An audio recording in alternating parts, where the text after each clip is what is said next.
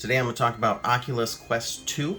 It's a virtual reality headset, and I was interested in this because I love video games. However, no one that I watched or was into talked about all the cool things that have nothing to do with video games. So that's a lot of what I'm going to talk about right here in this video, as well as the basics of what you get with the Pro Strap setup, and the menu, and how to just set up your Guardian.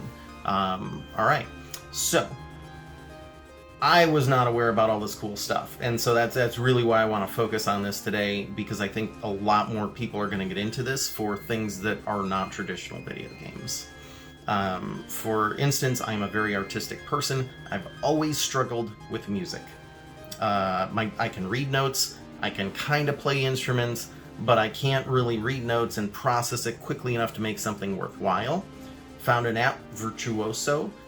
It's amazing. You get to reach into the music, create your own music in a very physical, organic manner. And my music was on the last video, Black Bear Reserve, something like that. And I'm going to make a lot more music. I may even loop some over this later on. So super amazing experience, and I cannot say enough about Virtuoso. You definitely got to try that. That was not something I expected or purchased a system for. Along with that, I have taken trips through Croatia. An app called Virtual Traveler puts you in the middle of 360-degree photos. So you are the camera essentially, and you can see all around you. You can't really move or interact, but it's amazing nonetheless. And they do talk about what you're going to see. Super cool. There's a ton of different trips to take. I just picked Croatia because why not? Never been there. There's another one, Ecosphere. It's all about wildlife. It'll take you to Borneo to see orangutans, Kenya to see elephants, and a place that I have to read, Raja Ampat in Indonesia. Take you under the ocean where they have some amazing reefs and manta rays. That's more of a 180-degree IMAX experience, but it's absolutely phenomenal. Just if you love animals, you love wildlife, you have got to try out that experience. There's videos, you watch them, it's cool. When you're done, you're done. You can delete it off your system. But super amazing, and there's a lot of experiences like that where you get to have that experience, and then you can remove the software, you're done with it. Tons of them, though. Beyond that, we have 3D puzzles. We have physical mazes you can either walk around in or digitally move yourself around in. Social experiences aplenty. Extremely accurate to life oil painting. 3D art apps, there's quite a few of those. There are historical tours. For instance, I just went through Anne Frank's house from World War II, where her and her family and friends hid out from the Nazis. So amazingly touching experience. Definitely look for that one. There are digital art galleries, as well as some tours of real art galleries. There's so many things, and none of that is anything I would say is a traditional video game. So art, history, social, and there are educational things as well. There's quite a few educational apps, language learning, anatomy. I don't know, I haven't got into a lot of that yet. It's been over a month, but there's like 120 apps that I have downloaded, and I've only paid for 3. Okay? There's so much to do, and not enough free time in my life to do everything. And I've been trying to balance this with everything else I love. So first, ways to get apps. There's the Oculus Store. It's a official, high-end, but limited. The second most official is the App Lab, which is also approved by Oculus, but on a lower level. So you have some more beta software, stuff that's still getting worked on, is going to be better later, but is still pretty great. And that you can get by going to their browser in the system and typing in applab.games. That will bring you to the third option, which is sidequestvr.com. So on sidequestvr.com, they actually have a category and list the App Lab games. For some reason or another, Oculus doesn't physically list them on their store. But if you type in the right name for an app, it will show up. Weird. I don't know why. It's like your younger brother you're embarrassed about or something. I don't know. I don't have a younger brother, but just a weird analogy. I don't know. They seem like, hey, it's official, but we don't really want to acknowledge it too much. I don't know. So SideQuestVR.com, that will allow you to plug your system into your computer and load virtually anything. There are so many apps there. It's amazing. There's free apps, there's pay apps, really good stuff, and all the way down to something like one person just built in an afternoon. So all sorts of options.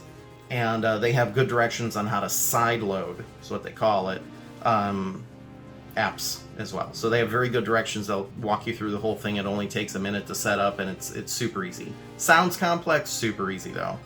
Another website like them is itch.io, ITCH.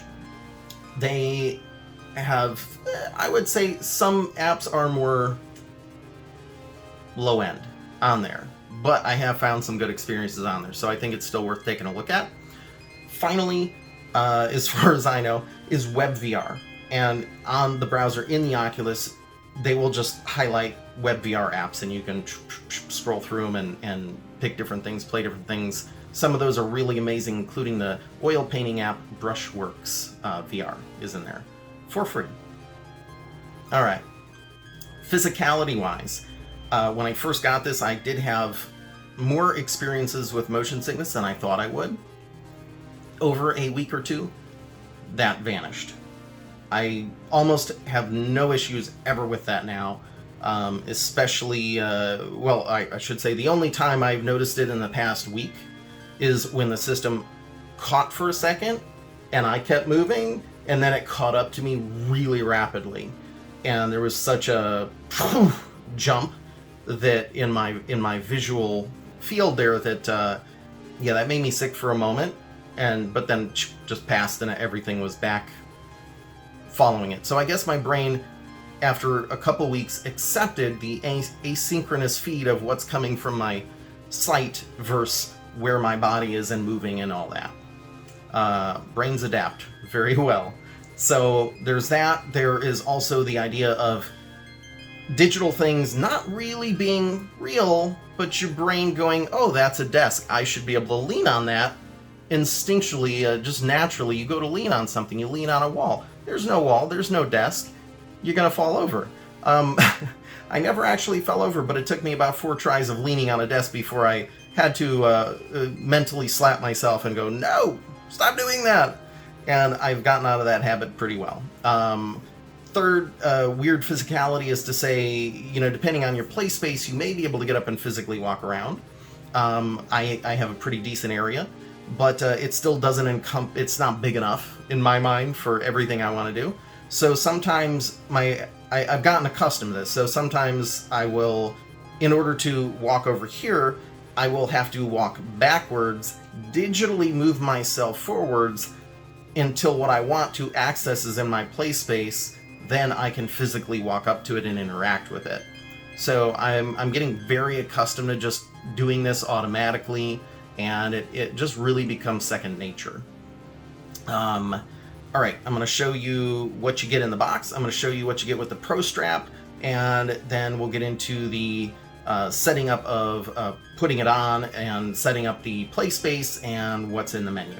All right.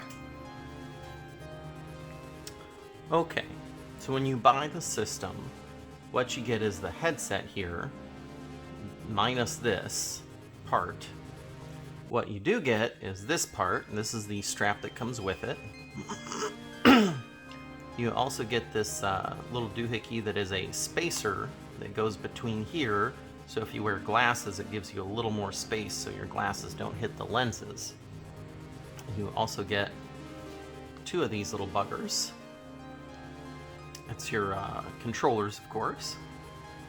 So they each have a set of 2 buttons and a joystick. And then they each have a depressed button, which, let's see, there we go. That's the Oculus button on that one. That is the menu button over here. Sorry, my allergies are really bad today. So you also then have trigger buttons and grip buttons, is what they refer to those as. So, cool thing about these two is they are capacitive. So if you touch your finger to this and you don't depress it, you just touch, it knows that you're touching it, and it will adjust your hand in the game. So if you touch this part, your right hand in the game will maybe do like that. So pretty cool. It's how you grab a lot of things. Now, I really like this head strap. The only reason I went from this head strap to this head strap was because the battery life that comes in the unit is very minimal, maybe lasting 2 to 3 hours. So this has another battery in it, and it unfortunately also is not huge, but it does essentially double the life of the system, so you get maybe 5-6 hours, well, if you're lucky. So these swap out sort of weird. It's just sort of a wiggle it and click it off, which worried me a little bit. It just seems like an unsafe way to have this really expensive high-tech device on your face, but it's been okay. I had to learn not to pick it up here, because I was picking it up kind of here and it would just pop the thing off. So I either pick it up by the front or pick it up by the rear. Okay, so nothing. Now, I will say one of my friends, who's a very tiny lady, bought this system, and she just found out the original strap will not shrink down small enough to fit on her head, because she came here and used mine and used this strap, of course, and it fit just fine. And the way this works is it cinches down that far. So it's pretty good. Now, the idea really is to have this upper part resting the unit on top of your head, so your upper skull takes the weight. You don't want the weight of this on your face, because it will hurt. First time I wore it, I really hurt my cheekbones with the weight of this thing. Till I learned how to finagle it a little bit. There is some here, these are sort of on a little joint, and you can angle that versus having it straight. So once it's on your face, you can position this in a way that you get less pressure on your face. Let's see. Glasses, that was a big concern for me. My glasses, I have astigmatism. So my glasses will squish in here, but the amount of pressure that gets pushed onto the nose pieces, onto my face, very uncomfortable. So I have found it's better for me to play without my glasses. Gosh, I'm sorry about this. I'm just having so much sinus trouble right now. Okay, so the lenses here are Fresnel lenses, which are something that was used in lighthouses, and you want to be very careful. They do say do not put them in direct sunlight, because they will just fry stuff inside of them. They really focus light. So you're not actually supposed to play this outside or even leave this where the direct sunlight can impact it. If you do need to put the glasses unit in here, this is sort of strange in that it just kind of always feels loose to me, and just kind of comes out like it's held in place with these little nubs.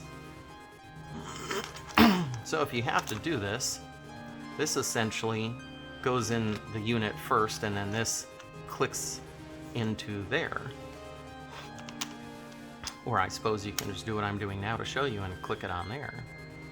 So what I have done, and I haven't gotten them yet, is I have ordered lenses that will sit on here permanently. Well, you could take them off, but for my purpose, I'll just leave them on. And they have my prescription in them. And I ordered from a company in the US, which was nice to be able to get something made in the United States. So all the reviews were really good, so we'll see how that turns out. Hopefully really good. These lenses also have interpupillary distance settings, and so you have 3 different settings here. Now, there's some different phone apps apparently that'll give you your IPD. I just called the place that I see the optometrist and get my glasses and said, hey, what's the IPD on my record? So they were able to say, well, it's 33.5 right and 33.5 left. Yay, I'm symmetrical. And you did need that for ordering the lenses, by the way. But it's also good to know here, there are, you can look up the Oculus IPD settings and it'll tell you the range of these. Now, if you are somewhere in the middle of one of these, you can kind of finagle that, and then it's in the middle, and it will work just fine there. Personally, me being at 67, I pretty much fit. I think the high end here was 68 to 70, so, you know, I could be like a smidgen there, but, you know, it's fine. I just put it on the third one, and I can see pretty well, minus the blurriness that my stigmatism causes. All right, more detail on the. Well, let me put my system back together here. This, by the way, this is just where the strap comes in and just loops in and velcros to the top. All right. So on the system, we have, this is the bottom, so we have a plus-minus volume. And the sound, you know, I heard some people like use earplugs or want different headsets that have sound attached, and honestly for me the sound as is in this system is so good and so three-dimensional and immersive sounding that I don't see the problem. And I have pretty good hearing, so I don't know. I don't know, maybe there's just real high-end audiophile kind of people that are more nuanced than I am. There are 4 external cameras here, and you do want to keep those clean with just a microfiber cloth. If they get smudgy, you know, I try to be careful when I grab this thing. So if you get smudgies all over them, then they won't track your hand controllers or your hands very well.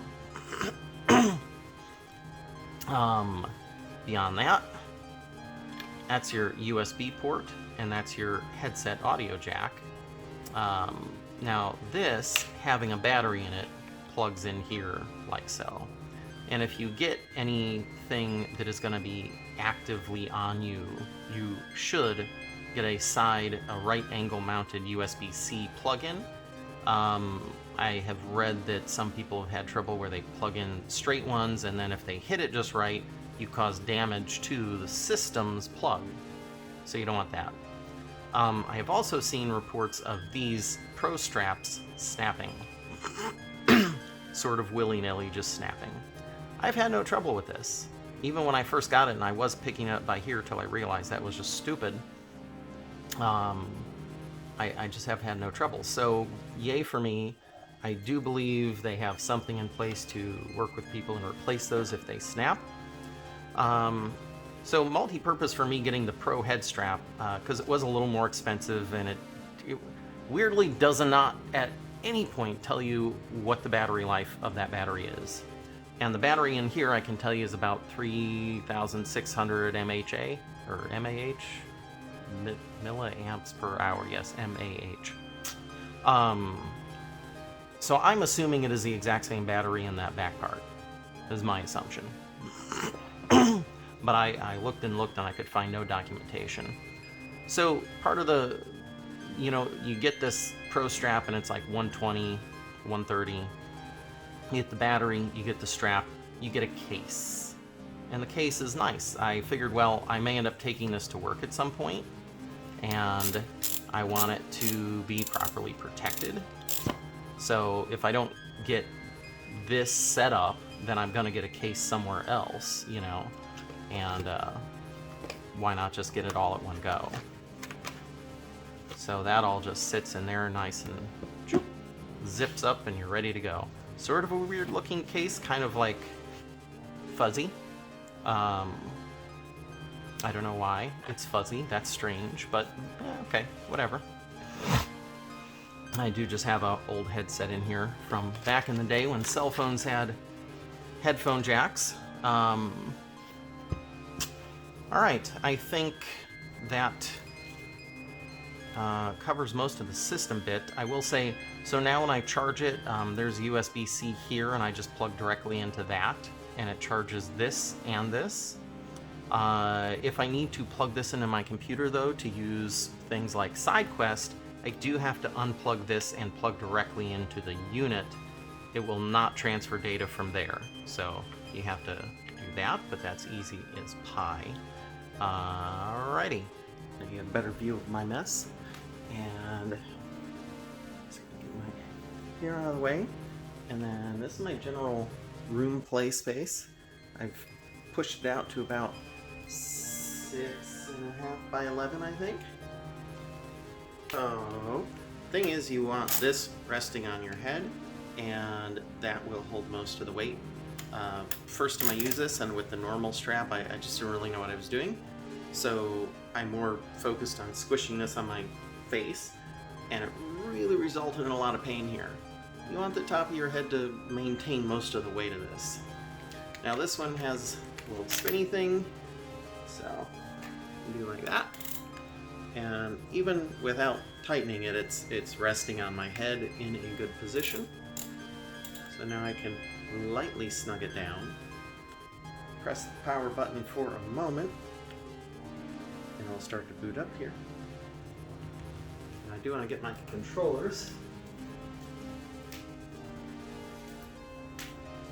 I'm actually looking out of the nose hole so I can kind of see where I'm going. And you can, this has a limited amount of tilt to it too here, so you can get a better view, or I can see you a little bit out of the nose holes. Alright, and obviously I'm going to turn it down for gameplay and accessing things.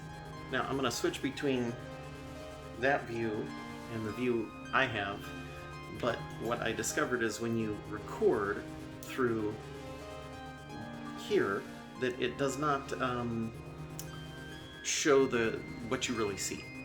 Because right now, I have these 4 cameras showing me in black and white, horrible blurry mess, everything, you know. But when I record, it'll be all black. So you won't actually see what I'm seeing. But I'll do my best to describe what I'm doing. And hopefully between that video and this video, it'll make some sense if I can put it together well. I don't know. So, I'm going to go over here, and I'm going to try and talk about it. So right now, I am... Ooh, I wonder if I can record this first. Let's see.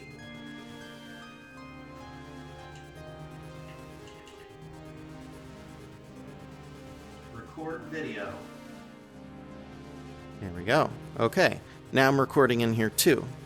So, we have right, we have left, confirm Guardian, and everything else should look black to you except for this little circle over here, and that's my stationary boundary when I'm sitting on the couch. Sometimes it remembers boundaries and sometimes it doesn't. I haven't figured out why. So, we can change, we can confirm.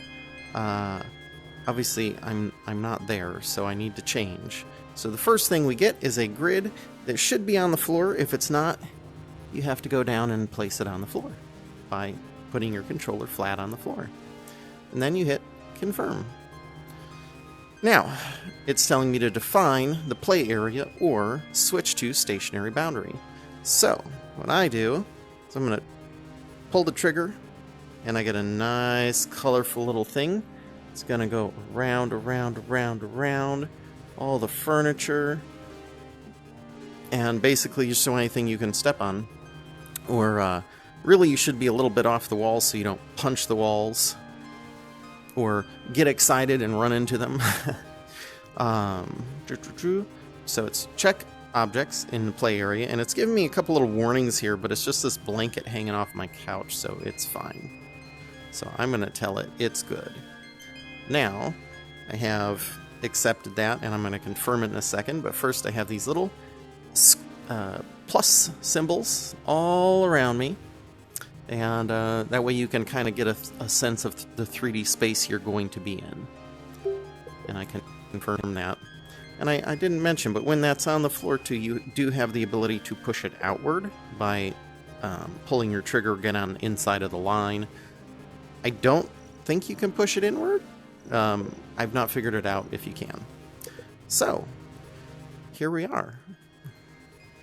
And this is one of my favorite homes.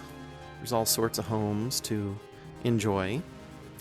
Alright, now I think I'm gonna, let's see, we can go here, no, let's go here, to Guardian, and we'll show you stationary. So stationary is just going to be this nice little circle, generally used when you're seated. So if I confirm that right here where I am, now I just have that little space, and that's it.